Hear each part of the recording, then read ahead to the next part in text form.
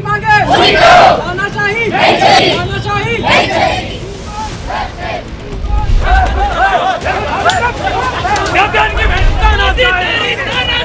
नहीं चलेगी, नहीं चलेगी। जो बेईमानी किया है, जिसने छात्र युवाओं के भविष्य के साथ खिलवाड़ किया है, उसको तो हम लोग छोड़ेंगे थोड़ी। तब पर्दाफाश कराया जाएगा। भले ही सरकार में जो लोग बैठे हैं उनकी मंशा है कि इधर उधर कर दिया जाए, मामले को ध्यान भटका दिया जाए, लेकिन जो पेपर लीक करने वाला वो बचेगा नहीं। सिकंदर का, प्रीतम का, तेजस्वी यादव जिससे क्या संबंध? सिकंदर के लिए कमरा बुक प्रीतम जी कराए थे या नहीं? प्रीतम तेजस्वी यादव का पीएस है या नहीं? पर्सनल स्टाफ में जो मेन एक्यूज है उसका जगह का बुकिंग तो सब वही करवाए हुए हैं। जब आदमी फंसता है तो चुनौती ही देता है ना। सिर्फ तेजस्वी यादव जी ने तो खुली चुनौती दी है कि सिर्फ आरोप प्रत्यारोप लगा करके सत्ता में बैठे लोग अपनी नाकामी को छुपाने का प्रयास न करें। तो आपके मार्किंग में इतनी धांधली और इतनी गड़बड़ियां सामने आई हैं, तो पेपर लीक का मामला तो बड़ा छोटा और अदना सा दिखता है, जो इंस्टीट्यूशनल फ्रॉड है। जब से नीट का पेपर लीक हुआ है, सियासत 7वें आसमान पर है और निशाने पर है तेजस्वी यादव, क्योंकि जब से उनके पीएस का कनेक्शन पेपर लीक के मास्टरमाइंड सिकंदर से जुड़ा है, बिहार में सियासत और पारा दोनों तेजी से बढ़ रहे हैं।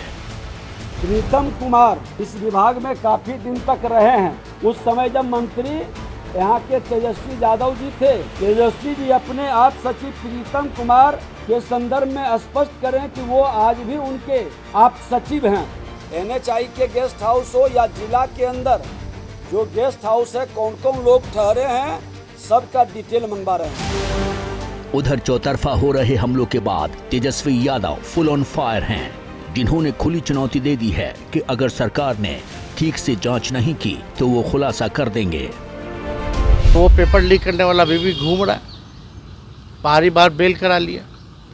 किंग पिंग वही लोग हैं, नाम इस वाले में भी उन्हीं लोगों का आ रहा है, लेकिन कोई कार्रवाई नहीं हो रही। एक इनका सबसे अहम जो मुखिया है, संजीव मुखिया करके है। अब हम जांच एजेंसियों से अपील है कि संजीव मुखिया की जांच करें, नहीं तो हमारे पास सारा तस्वीर वगैरह कौन कौन नेताओं के साथ क्या क्या है उस संजीव मुखिया का, वो हमको बताना पड़ेगा, दिखाना पड़ेगा, सार्वजनिक करना पड़ेगा। जो बेईमानी किया है, जिसने छात्र युवाओं के भविष्य के साथ खिलवाड़ किया है, उसको तो हम लोग छोड़ेंगे थोड़ी।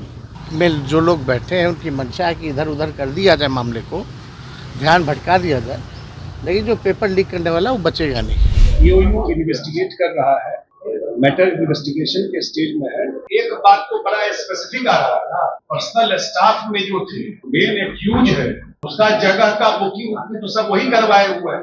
जब आदमी फंसता है तो चुनौती ही देता है ना।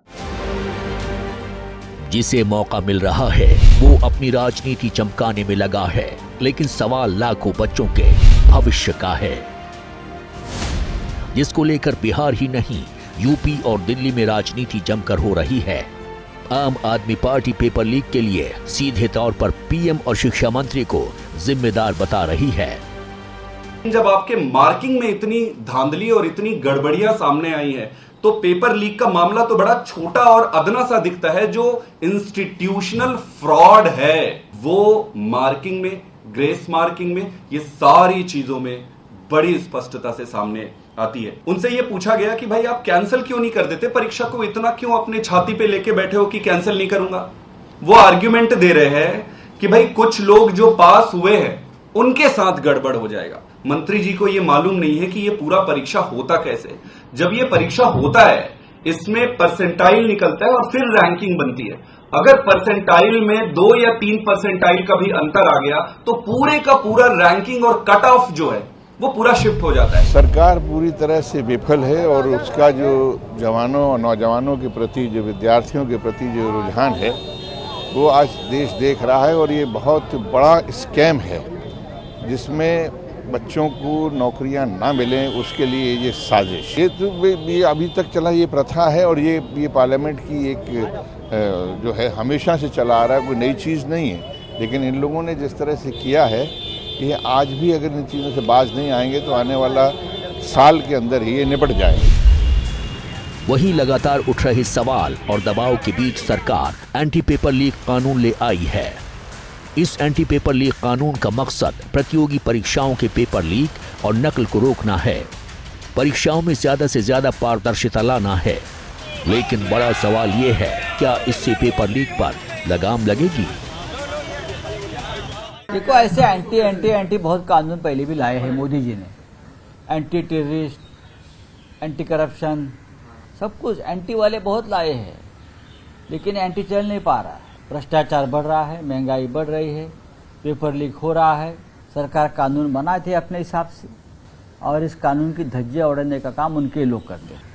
धर्मेंद्र प्रधान जो एजुकेशन मिनिस्टर है, उनकी नैतिक जिम्मेदारी है। जो पेपर लीक का घोटाला हुआ है, नैतिक जिम्मेदारी है कि आप पद से इस्तीफा दीजिए। ये एंटी पेपर लीक कानून 22 जून से लागू हो चुका है। इसमें 10 साल की अधिकतम सजा से लेकर 1 करोड़ के जुर्माने का प्रावधान है। इसके साथ ही जांच एजेंसी को आरोपी के खिलाफ एक्शन लेने की छूट होगी।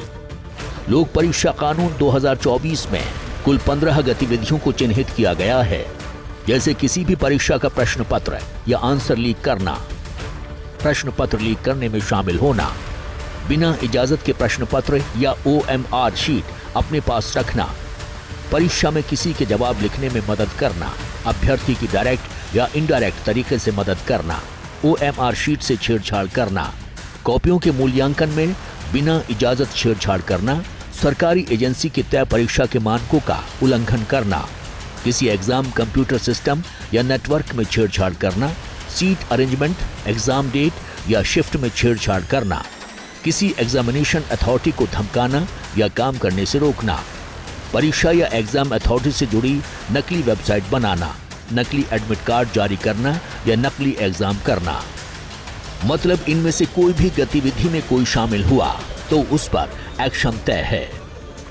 लेकिन यह कानून कितना कारगर होगा, कितना इम्तिहान भी आने वाली परीक्षाओं के साथ हो जाएगा, क्योंकि कानून बनते हैं डराने के लिए।